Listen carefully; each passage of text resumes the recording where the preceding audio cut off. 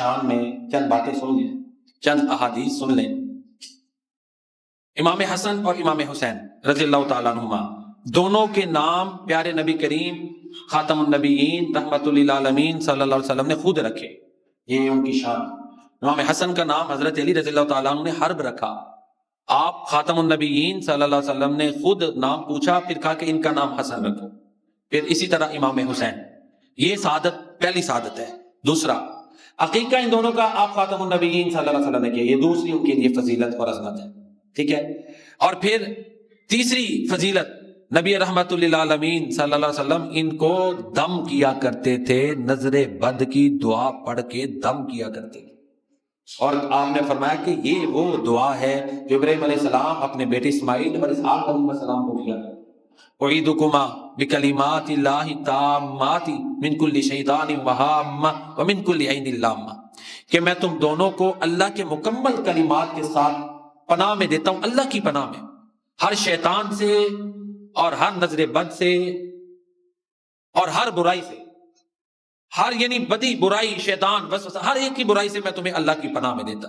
یہ چھوٹی بات نہیں کہ آپ خود دم کیا کرتے تھے۔ امام حسین اور امام حسن رضی اللہ تعالیٰ عنہ دونوں ہی جنہیں ہم کہتے ہیں پنج تن پاک ان میں شامل ہیں، حضرت علی، حضرت فاطمہ، حضرت امام حسن اور امام حسین، چار یہ ہیں، اور پانچویں نبی کریم صلی اللہ علیہ وسلم۔ ایک دو باتیں سن لیں، یہ اس حدیث میں ان کی پانچوں کا ذکر ہے، باقی سارے انبیاء پاک ہیں، سارے ان کے علاوہ اہل بیت بھی پاک ہیں، سارے صحابہ پاک ہیں، پاکیزگی کے درجے ہیں، سب سے اعلیٰ جو پاکیزگی کا درجہ ہے اس پر نبی کریم صلی اللہ علیہ وسلم فائز ہے، ٹھیک ہے، اس پر کوئی نہیں پہنچ سکتا، ساری امت مل کے بھی، سارے صحابہ، اہل بیت، سارے لوگ ایک طرف، اولیاء مسلمان ایک طرف، اور اللہ کے نبی اکیلے ایک طرف، آپ پاکیزگی میں سب سے اعلیٰ مقام پر فائز ہیں۔ اسی طرح ہم مسلمان بھی پاک ہوتے ہیں، لیکن دو پاکیزگی کے جو نچلے درجے آپ خربوں درجے بنا لیں تو ہم نچلے درجے کے پاک ہیں۔ میرا خیال ہے بات سمجھ آ گئی۔ اب یہ کوئی کہے کہ صرف یہ پانچ تن ہی پاک ہیں، یہ بھی غلط ہے، اور کوئی ان کو پاک نہ مانے، یہ بھی غلط ہے۔ درست یہ ہے کہ یہ پانچ ہستیاں پاک ہیں، سارے انبیاء پاک ہیں، ساری نیک صالحات خواتین وہ بھی پاک ہیں، صحابہ بھی پاک ہیں، ہر مسلمان پاک ہے، لیکن پاکیزگی کے درجے ہیں، گریڈنگ ہے۔ سب سے اعلیٰ درجہ جس پر پاکیزگی میں فائز ہیں وہ پیارے نبی کریم صلی اللہ علیہ وسلم۔ میں بات بازی ہو گئی، ٹھیک ہے جی۔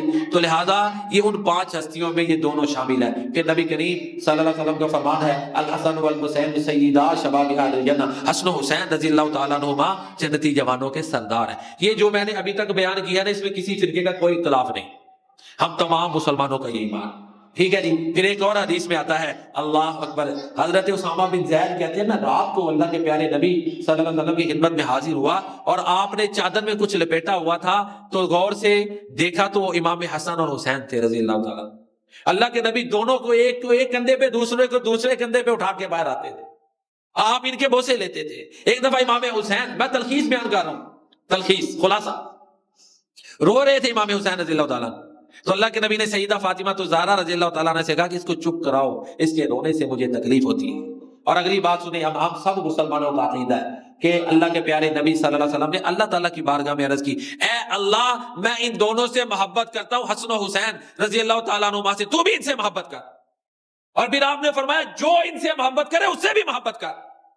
لہذا ہم محبان اہل بیت ہیں، کوئی ہمارے بارے میں باتیں کرتے تو پھر ہم کیا بددعائی دیں گے نا، جھولی اٹھائیں گے نا کہ بھئی یہ کیا کہہ رہا ہے۔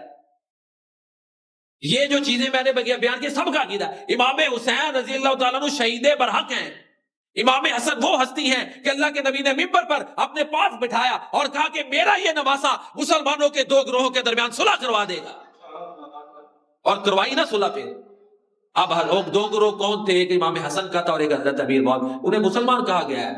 اب دکھ کی بات یہ ہے جب امام حسن اور حسین دونوں نے امیر معاویہ سے خالی صلح نہیں کی، ایک تو ہوتا نا بس صلح کر لیں تو بات تھی، سب سے بڑا عہدہ آج آپ کہہ لیں سمجھانے کے لیے بات کر رہا ہوں، کہیں کوئی اور طرف نہ لے جائے، سمجھانے کے لیے، باقی یہ ان کے رتبے کو نہیں پہنچتے۔ جیسے صدارتی نظام میں صدر کے پاس اختیارات ہوتے ہیں نا، اس وقت جو خلیفہ ہوتا تھا اس کے پاس صدر سے بھی زیادہ اختیارات ہوتے تھے۔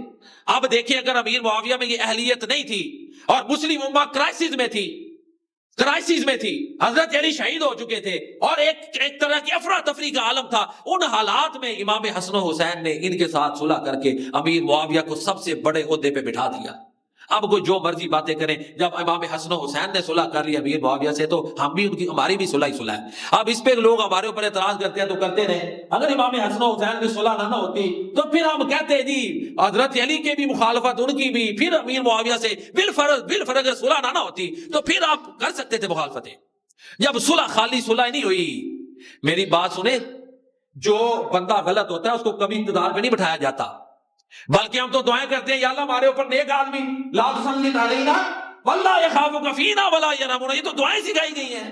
اے اللہ جو ہمارے اوپر تیرے معاملے میں نہ ڈرے ہمارے معاملے میں، اسے ہمارے اوپر مسلط نہ کرنا۔ تو ضمناً میں نے ایک دو باتیں کی، باقی شہادت امام حسین رضی اللہ تعالیٰ عنہ، یہ بات نوٹ کر لیں، امام حسین شہید برحق ہے۔ شہید کس نے کیا اس میں بڑا اختلاف ہے، کوئی کچھ کہتا ہے کوئی کچھ کہتا ہے، یہ ہے تاریخ، اور تاریخ میں تضاد ہے۔